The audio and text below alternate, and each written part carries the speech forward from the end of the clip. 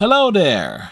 I'm Fred. This is the Daria Reactions. If you are new to the channel, welcome. If you are a returning viewer, welcome back. Now, what is the Daria Reactions? Well, it's a series of videos where I'm going through each and every episode of MTV's Daria, watching them, reacting to them, commentating, discussing them rather.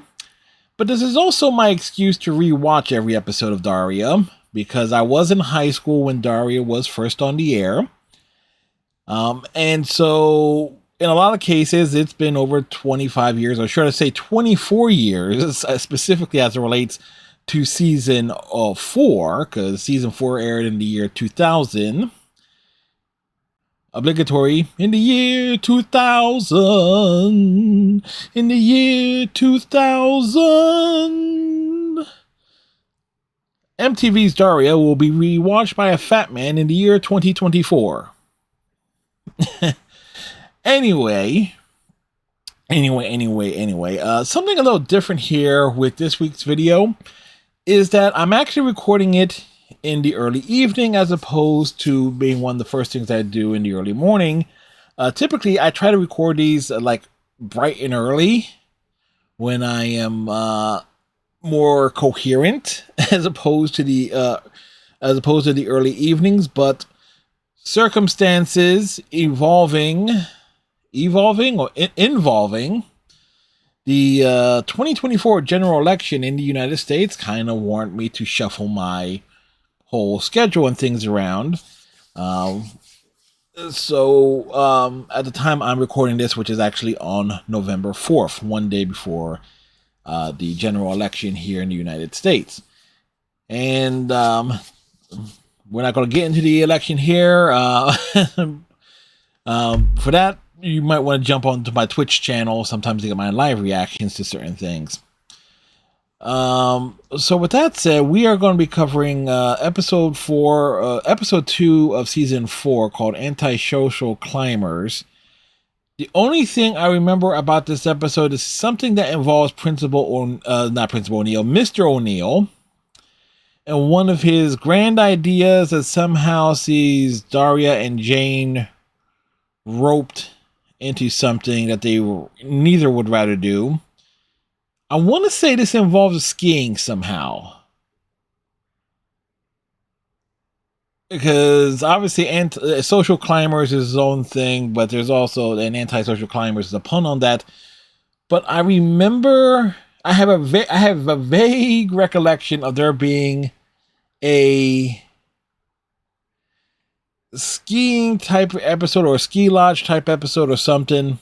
I might be confusing it with something else. I just have that visual in my mind. So we'll see how that goes here. So again, if you're new here, how we do this, we do the display capture with the circle there as opposed to the full block thing. Again, we don't want to piss off CBS Viacom. We turn the blurs on and off, and obviously, in case you can't tell, we are doing this off of the complete set DVD, which of course that DVD set is very problematic. I have gotten the decoding time of the disc to be down to less than 5 minutes. I essentially never taken a disc out of the DVD player that is plugged into my computer. So this way to make that even possible.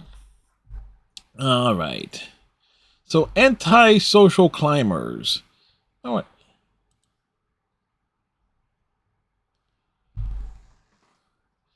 And also, you won't hear any audio from it because again, I have a like a string of content this way I speak in.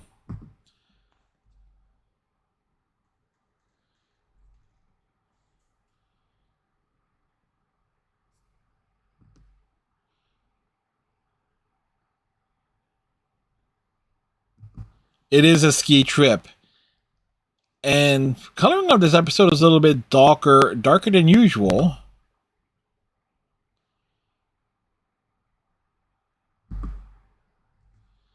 Daria will not sign up for everything unless she's being bribed or threatened with having to spend time with her parents.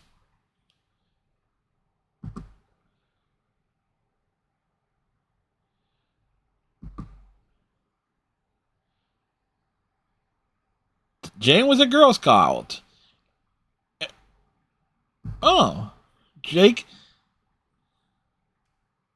his eyes is going, but he's messing around with the game on the back of his cereal box. That's actually kind of fun. You don't see that anymore these days. And this is the second episode in a row we see Quinn with the long sleeve shirt variant.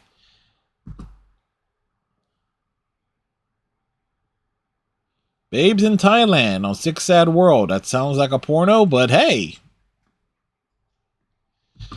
King Sugar Tut. I suddenly want that as a cereal. Hot Aradak. What the hell?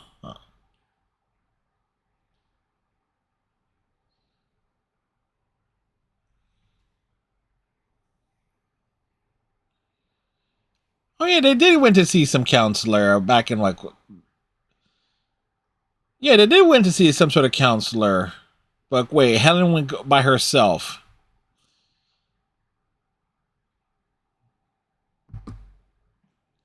Oh, Daria's just looking right into us, just looking right into our soul.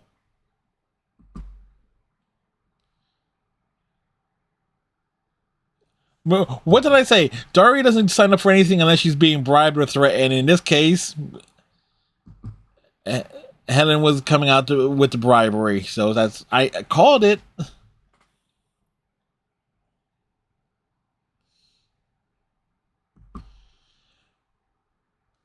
And I was right. Helen would then threaten Daria here as well.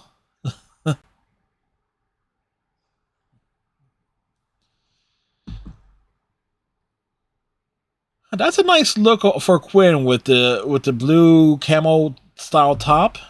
Also with Jake in the patch shirt. And you know, this is again. I really like these clothes designs there.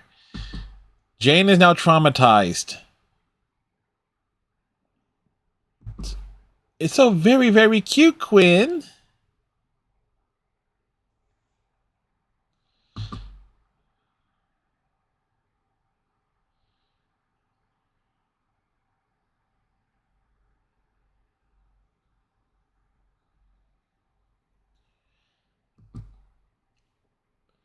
Quinn is just schooling Sandy on the use of a scarf.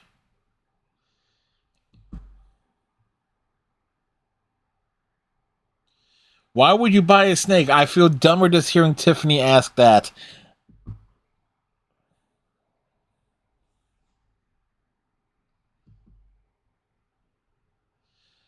Sandy is not having it. Again, the production values for season 4 are definitely different.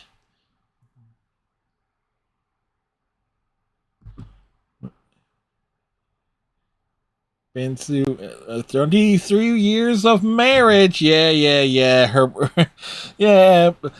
Gotta remember the running gag with her is that she was ditched by her husband for like a someone much younger. Maybe, I forget what it was, like an air attendant.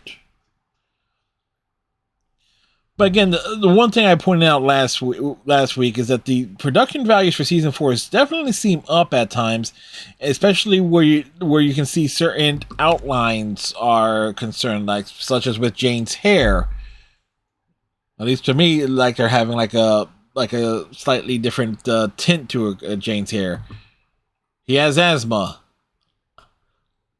Oh, and he has allergies.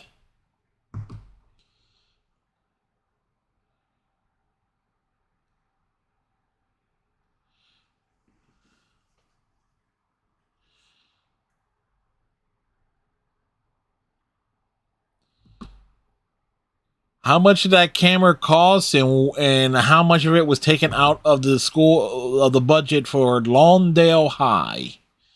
Literally that is a legit question I have.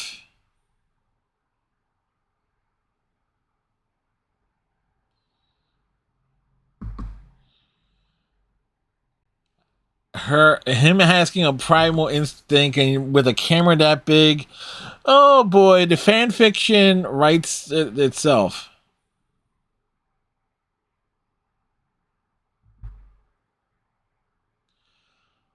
Oh boy, the three J's are going to be carrying those bags and stuff and forget the bags for everyone else's.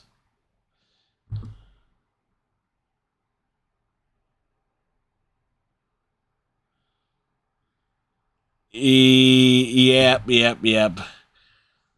I love the detail here. Again, compared to the first three seasons, there is a hell of a lot of detail with a lot of these shots. Brittany's attacked by bees. Not the bees! Not the bees! Run, Brittany! Run!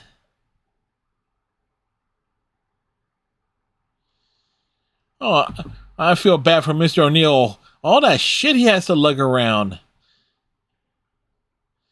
No, he's clearly not okay, Mac. Look.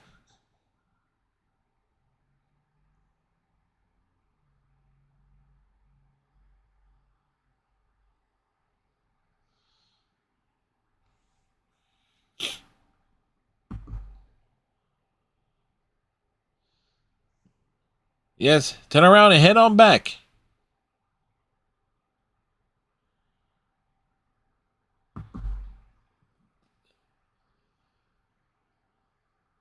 Who's going to short rope Mr. O'Neill?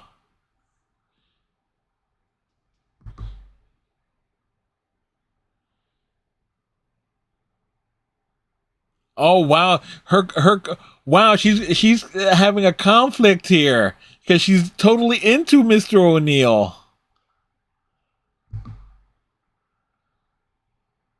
I do like that she had that nickname for him, Skinny. He's not exactly skinny. He's kind of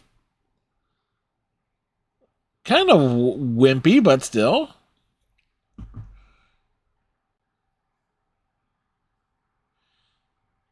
What did you do, Helen? No cell phone? Oh. Bear skin. Yes, bear skin. It didn't take him long.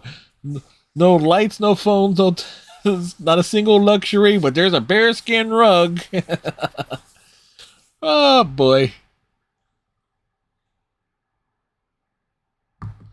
Hey, wow, this is actually the first time you actually see Mr. DiMartino actually trying to help, Mrs. Branch actually helping out.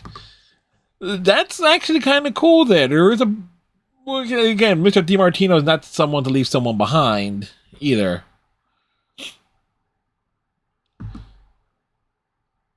You know, I think I prefer the bumpers from the first three seasons where you had like a single shot that was in slow motion as opposed to that little carousel.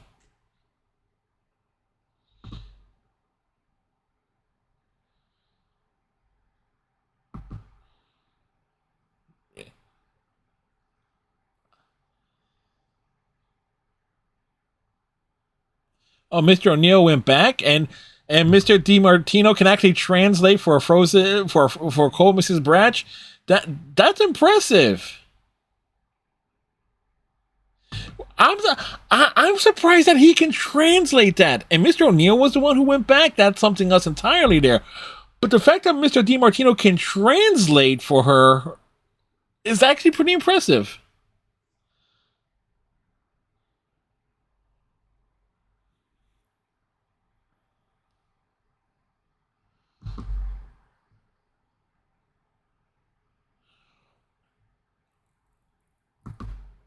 Mr. DiMartino had a buddy who married his mother. I have so many questions.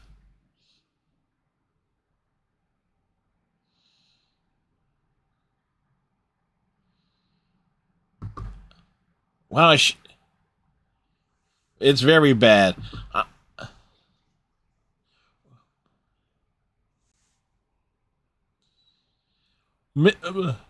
Holy shit, those bees got Brittany good.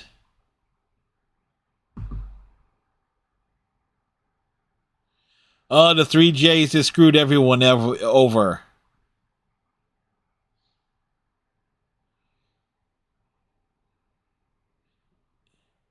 Back at the bus.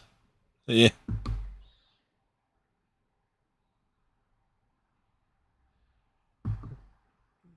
And Quinn is about to be the first victim of this Donner party. Yeah.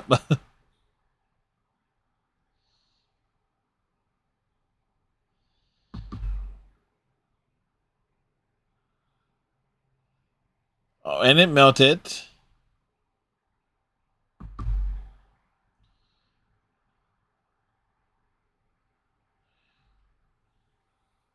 Yeah, they're supposed to be getting it on, Jake. Helen is right there by the.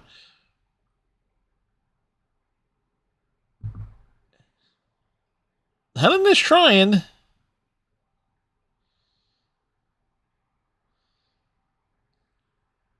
And, you know, all kidding aside, though, that was a great shot with Helen by the fire and Jake's shirt. There's a fashion club oath.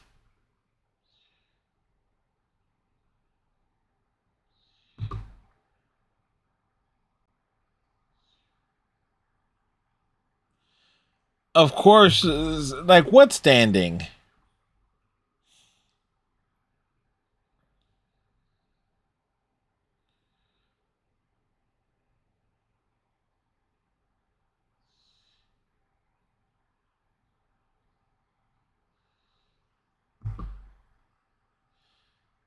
That $50 is being passed back and forth.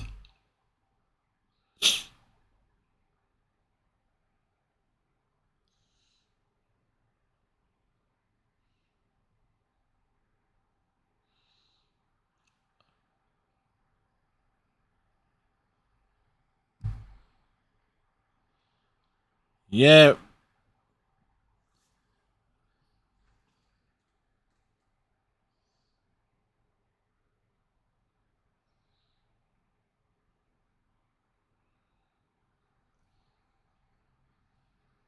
yeah. Pretend you're in class.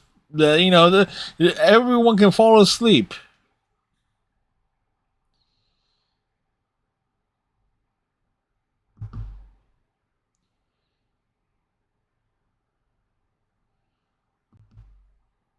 Yeah,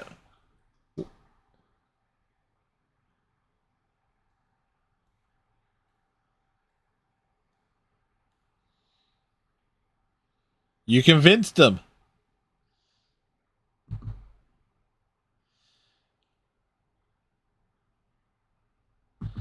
I am rather surprised that Mr. DiMartino was actually cool with them coming along. No, he correctly. He tried to talk him out of it.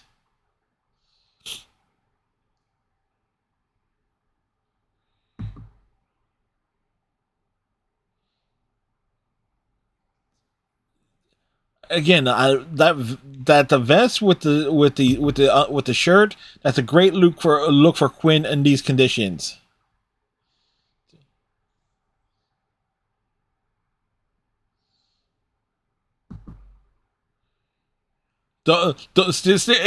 Stick by his side as he goes off a damn cliff.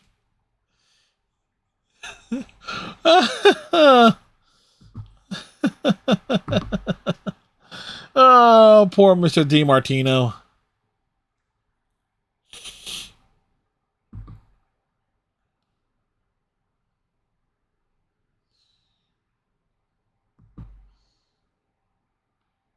It isn't. It is bad.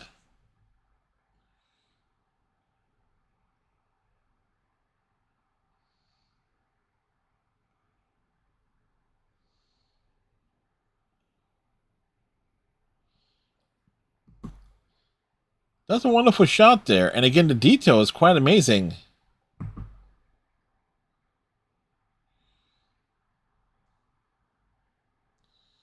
Th- They have bylaws. What bylaws?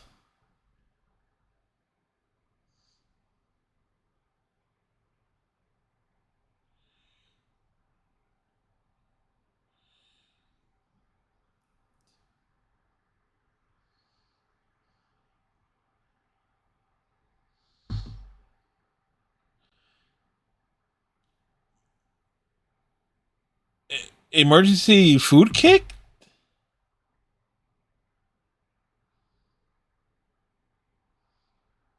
He she didn't feel.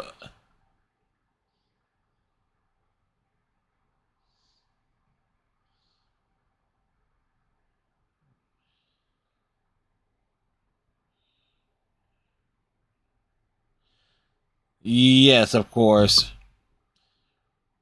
Wow, wow, that's awkward.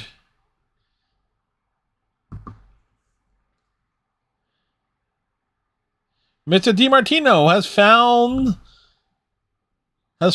the Morgendorfers.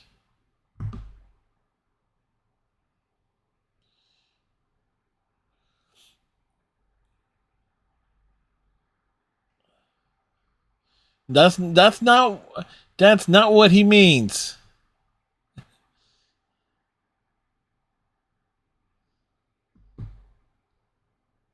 Of course, he would say it's an adult movie. Jake Helen is right there.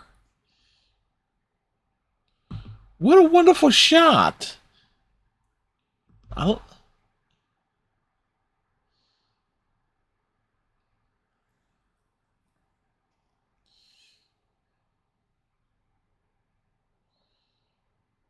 Okay, fair enough. No.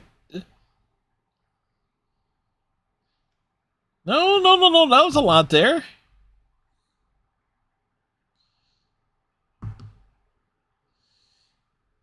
Hey, blue M&Ms are awesome.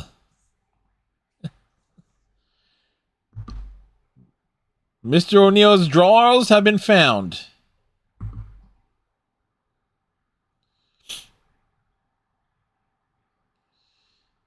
Kevin is around here somewhere. You go into the cave, Principal Lee. Max. Oh no, yes.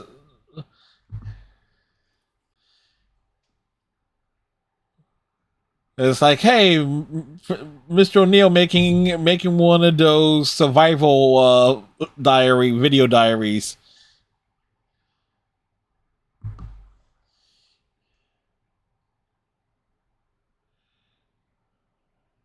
Look, hey, look, Mr. O'Neill, you need to understand. When there is a corpse around you, the corpse must be looted. Loot before life.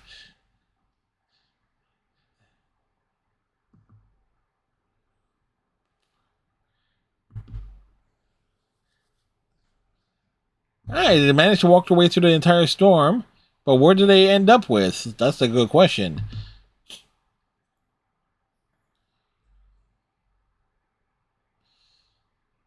Hey,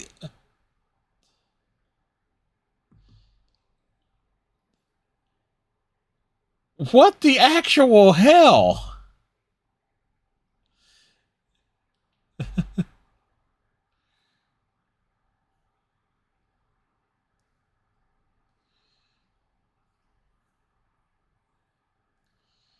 Fashion sense having a dark side?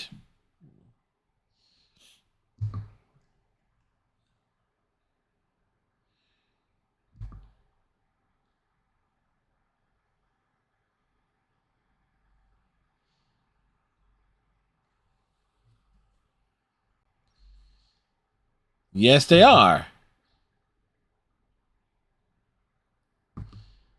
I don't think Daria is after that visual.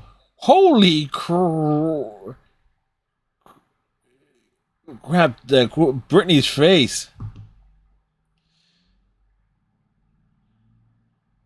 Yeah, of course Kevin will be left behind. No one's really upset about that, considering it's Kevin, but there you go. Okay. So, close that out there. Yep. So what can we say about this episode? It definitely is a surreal episode, considering the complete entire group of students from Lawndale getting trapped up in a cabin during a major snowstorm. Now, granted, only conveniently lasts 24 hours. Again, from beginning to end, that's the rough time frame of when they go up to that cabin and everyone manages to get back down. So I guess somebody did not look at the weather report. Quinn kind of being scapegoated for being overly fashionable is kind of a unique twist here. Although it does lead to Sandy being more and more of a bitch to Quinn than to really drive that home. with that passive aggressive rivalry, but it's certainly becoming more aggressive from Sandy's point of view. I mean, Quinn is just, is just doing her thing, but Sandy's like this going after her is like, oh, we're gonna kick you out of the fashion club. It's like there's only like 4 members, but Quinn's own vanity and being a part of the fashion club is like kind of keeps her like submissive to Sandy in that regard.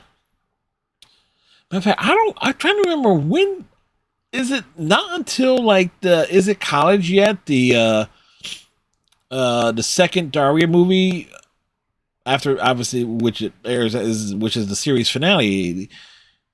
Is that the only time when Quinn really stands up to Sandy? Where she basically admits that she is a brain, that she is smart. That it's like they break up the fashion club, but they still end up hanging out together. Or at least that's the implication. Obviously, we're getting way, way ahead of ourselves there, but I'm trying to remember a lot of details and stuff in the relation to things. One thing I commented last week, and it definitely shows here, the level of detail so far seen in the episodes of season 4 is really amazing, because a lot of the episodes from the first 3 seasons, they're especially with background shots that they weren't going all that in for different lines and making sure details and stuff.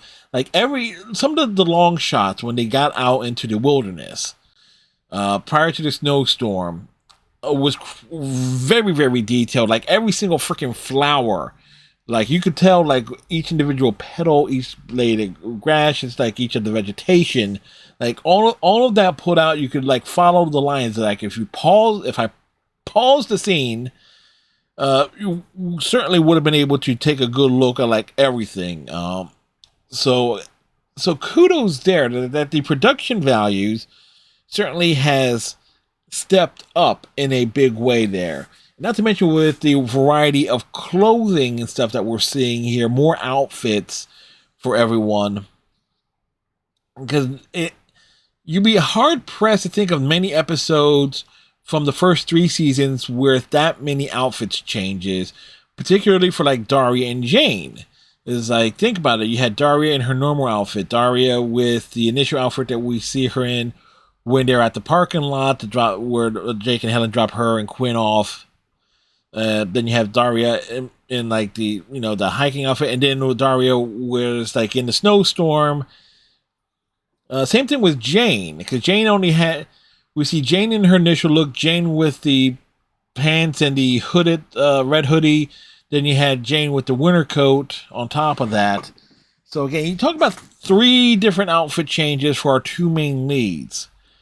Mr. DiMartino, in his own way, kind of steals the show. The fact that he is translating for Mrs. Barch when she is so damn cold that she can't get all of her normal ranting and raving out, that he is just translating verbatim. Like, despite their hate, well, her hatred towards all men except Mr. O'Neill in general, this is actually a great episode for Mr. DiMartino. He gets to shine a bit here. Yeah, he does not. He has his issues with Mrs. Mrs. Barch, but at the same time, okay, she steps up to help Mr. O'Neill. He is helping her when she's carrying Mr. O'Neill up the mountain. When we see that, he is there. He's there to translate, to convey what she is trying to say. He puts together the search party, sending Kevin and Mac out, hopefully to get Kevin killed or stranded. He succeeded at least in getting Kevin stranded. and then he goes out. He's like, okay, he's going to go out to search for food, search for help. And it's like, he tries to convince Daria and Jane not to come with him because of the danger. And it's like, okay, he unintentionally convincing them to come with him, because they were going to go regardless. But then before he walks off that cliff, he's actually showing his concerns. Like, okay, he's saying, stick with me, because these are very dangerous conditions and so forth. So he is stepping up. Of course, that is kind of undercut in a way when we see him getting into playing charades with Helen and Jake. And Helen and Jake, at the cabin, it's like bare skin. It's like clearly that got to pop out of me, because I don't think in terms of being intimate in a physical sense, Jake and Helen have a problem. They don't. There have been numerous episodes in the first 3 seasons that kind of show that they don't have a problem. When given the opportunity, Daria and Quinn out of the house for any period of time. A big example being the going to the music festival episode. Jake and Helen are going to go are going to get it on like Donkey Kong any in which way they can. I think the big issue with them is because Helen is so career driven and Jake is so highly stressed, and clearly with their professional careers and their obviously their schedules, they don't get to communicate as much. That's where their intimacy will clearly fall flat. I mean, because I know they've did some sort of counseling, or at least it was implied at one point in time in an earlier episode. But the fact that Helen says that she scheduled something with an intimacy counselor, and Jake was so confused about it, and she says, "Oh, was this easier to schedule it without you?" It kind of shows where they have issues but that's more of like something that comes naturally with the fact of just having different schedules. And it's like you have 2 teenage daughters, and I say that as if I have kids. I have nieces, but I can relate to that in regards to what my brother goes through with his girls and trying to and scheduling and everything, and how busy it gets and how easy it is to miscommunication from time to time. So that's kind of like where I would see where Jake and Helen have that issue, is mainly in being able to have that time to talk and reconnect on that level. Because the spark in the bedroom, it has always been there. That's never been their problem throughout the course of the series. Principal Lee never comes across well. No matter the circumstances, he does not come across well.